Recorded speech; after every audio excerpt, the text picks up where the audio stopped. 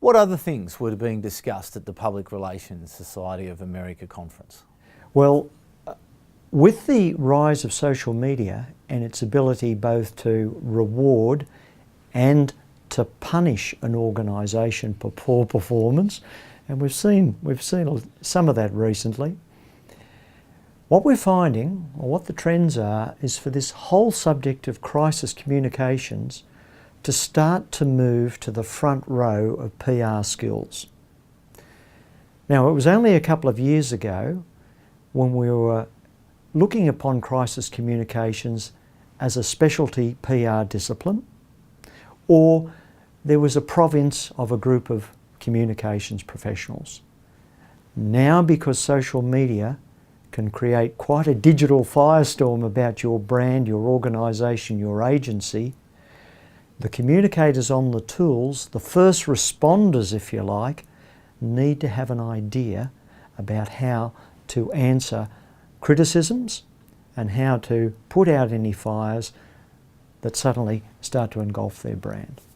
But again, I think of people trying to adapt with the cultural change that needs to happen to make those sorts of behaviours allowable in some big organisations. So how do you manage that change component to get people to understand that in this instance, crisis communications now needs to rest in the hands of the people who are at the front line? Well, that's I think everyone's wrestling with that right now. How do you get this cultural change right throughout the organisation? Because up to this point, social media, in many cases, within organisations has been the province of the communicators, or the province of the marketers. But what's happening is social media is shining a spotlight, a bit like a miner's lamp, right into the back offices and the factory floors of governments and also companies. So what you're finding now is that people are now wrestling with this concept that it's more than just the PR, it's also the HR. And oh, by the way, put in the finance, put in the production, put in the policy officers, put in the distribution, put in the R&D team, because what they do needs to be as transparent as what the communicator does.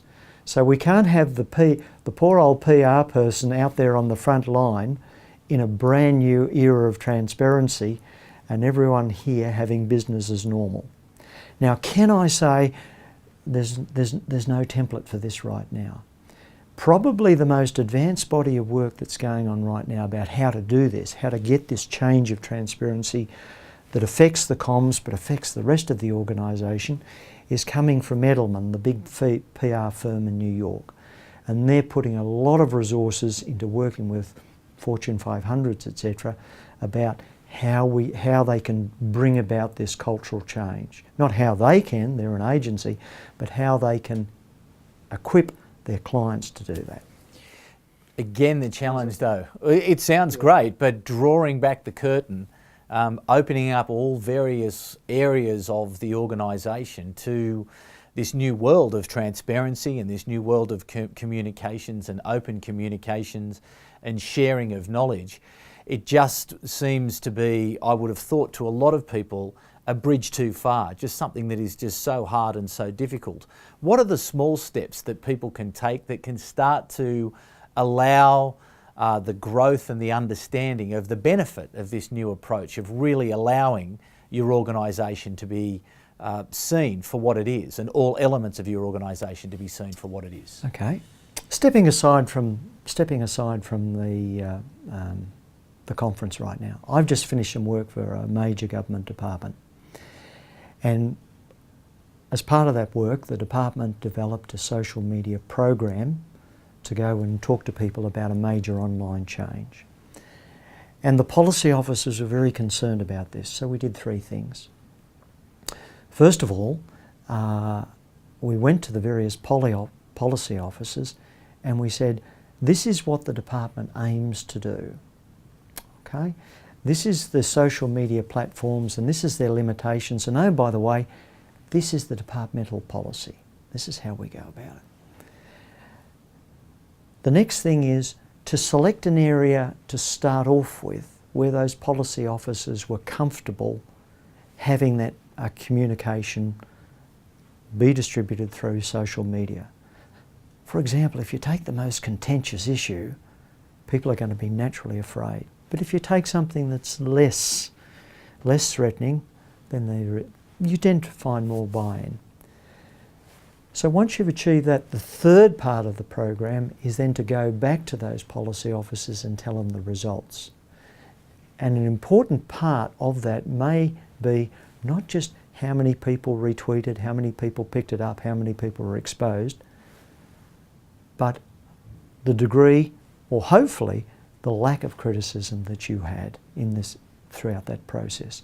And again, you build on that. We're in pioneer territory.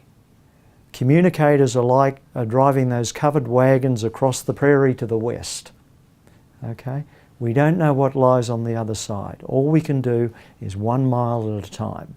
There is no simple solutions for this. It's brand new, simple steps, building on each one. And those simple steps will help to people overcome their fear of the punishment. You mentioned that word a little bit earlier, and I think it's a great and an accurate word about how people fear what could possibly happen, that there is punishment around the corner. And in risk-averse organisations, punishment is what they seek to avoid. People are often more motivated by the risk or the downside, but by the positive.